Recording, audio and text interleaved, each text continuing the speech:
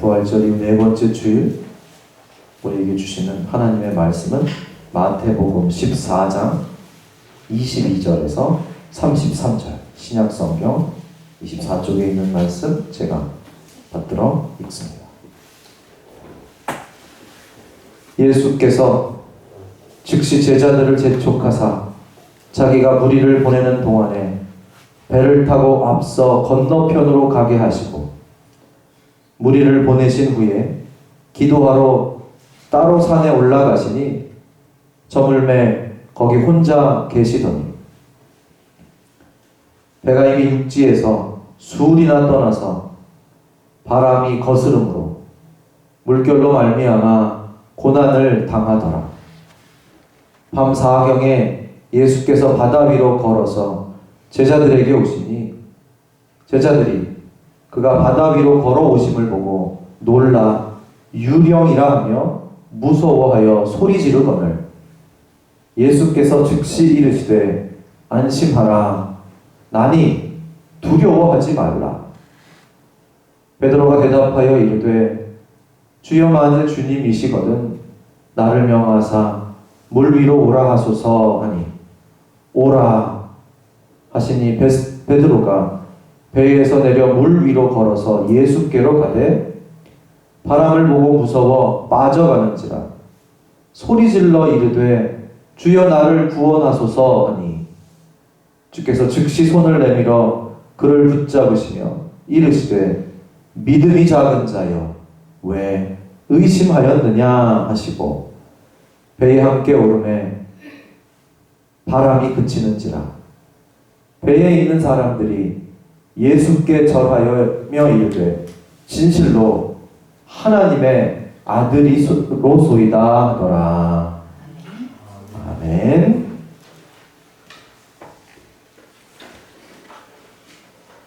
제자들이 예수님의 수많은 기적을 목격하고 함께 생각해 봤습니다. 그런데 여전히 예수님이 정말 누구신지는 분명하게 모르고 있을 때가 상당한 시간이 있습니다. 그런데 드디어 오늘 본문 말씀 마지막 부분에 랍비여 당신은 참으로 하나님의 아들이십니다 라고 고백합니다. 우리는 보통 베드로의 고백을 잘 알고 있습니다. 주는 그리스도시요 살아계신 하나님의 아들이십니다. 그런데 사실은 마태복음에 보면 베드로의 고백보다 제자들 모두 함께한 고백이 먼저 있습니다. 베드로만 그 고백을 한 제자인 것처럼 베드로만 이렇게 막 와 하지만 사실은 마태복음은 제자들이 다 함께 고백했던 것을 우리에게 분명하게 인식시킵니다. 여기에 중요한 포인트가 있습니다. 우리가 개인적으로 하나님을 고백하는 게 중요하죠. 고백은 다 개인의 것입니다. 남이 뭐라고 한다고 하나님을 고백할 수 없습니다. 하지만 우리는 함께 고백할 때 위로와 힘을 얻습니다. 교회는 공동체로 세우셨습니다. 누군가 쓰러질 때가 있고 시험 들 때가 있고 어려울 때가 있습니다. 그래서 서로 함께 도우면서 함께 가는 게 믿음 생활입니다. 잘못할 때 서로 때로는 비판의 말도 아끼지 않고 힘겨울 땐 위로의 말로 격려해주고 그렇게 함께 가는 믿음이 우리를 하나님의 나라로 인도합니다. 주는 정말 그리스도시고 살아계신 하나님의 아들이십니다 라는 고백 역시 함께하는 고백이고 함께 붙들고 가는 고백입니다. 하지만 오늘 본문 말씀에서 왜 제자들은 드디어 주님을 알아봤을까? 이 부분도 중요합니다. 그 앞에도 몇천 명을 먹이는 기적을 봤고요. 죽은 사람 살리는 거, 병자 고치는 거 다 봤습니다. 그때 고백하지 않습니다. 야, 대단하신데? 놀랍다 하는 생각은 하지만 하나님의 아들이구나 고백하는 건 바로 여기입니다. 특별히 예수님께서 오늘 그림도 제가 한번 생생하게 이 장면을 느끼실 수 있도록 찾아봤는데 저렇게 막 파도가 치고 막 바람이 부는데 저쪽에 제자들의 배가 막 어둠 속에 갇혀 있습니다. 예수님이 파도 위를 아무 일도 아닌 것처럼 천천히 걸어서 다가오시는 그 모습을 보고 드디어 고백합니다. 이게 더 놀라운 기적이어서 고백했을까? 물론 물 위를 걷는 것만큼 놀라운 기적이 뭐 또 있겠습니까? 정말 놀라웠을 겁니다. 하지만 그저 놀랍기 때문에, 신기하기 때문에, 대단하기 때문에 고백한 게 아닙니다. 이 모습이 갖고 있는 하나님의 모습이 있기 때문에 우리가 그거를 이해해야 하나님이 아들이시구나 알게 되는. 그래서 우리가 분별을 잘해야 됩니다. 뭐 놀라운 기적을 일으킨다고 다 하나님의 일인 것처럼 착각하면 이상한 이단에 빠지고 기이한 사이비에 빠지기 쉽습니다. 놀랍고 대단하다고 하나님의 일이 아닙니다. 거기엔 하나님의 모습이 함께 있습니다. 뭔가 하고 살펴보면 창세기 1장 1, 2절 태초에 하나님이 천지를 창조하시니라. 땅이 혼돈하고 공허하며 흑암이 깊음 위에 있고 하나님의 영은 수면 위를 운행하신다. 이게 하나님이 처음 자신의 모습을 표현한 부분입니다.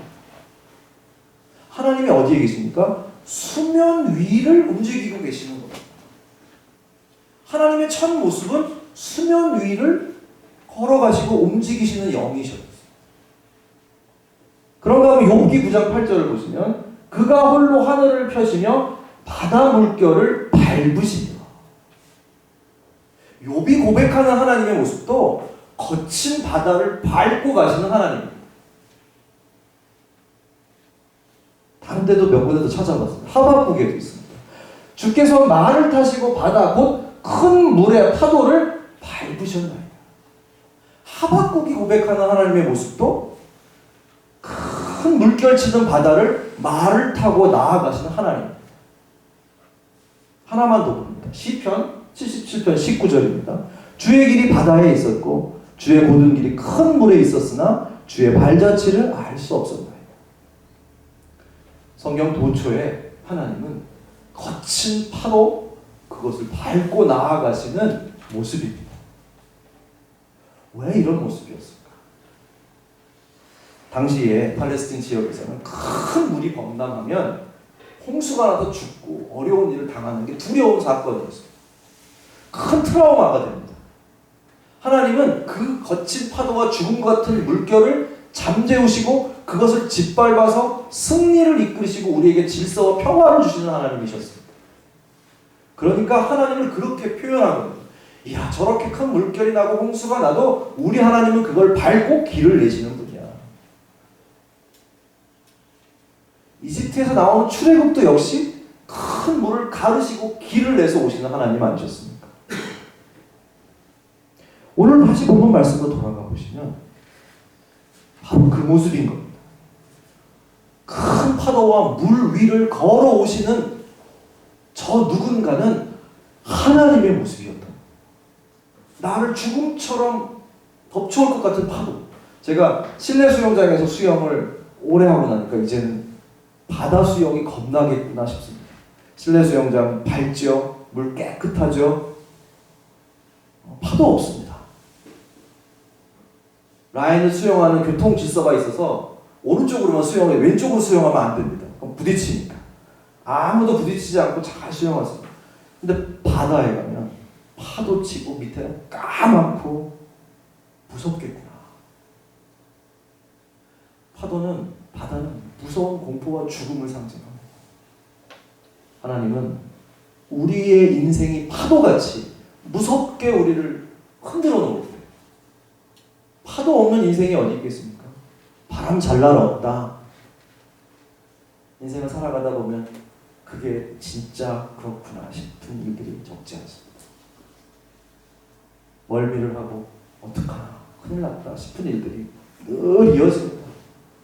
하나님은 바로 그 위에서 우리에게 다가오시고 그것을 밟고 나아가시는 생명의 주님 아니셨습니까? 그래서 예수님의 모습이 하나님의 모습을 그대로 보여주니까 정말 하나님의 아들이시군요. 우리의 인생에서도 마찬가지입니다. 주님을 어떻게 알아볼 것이냐?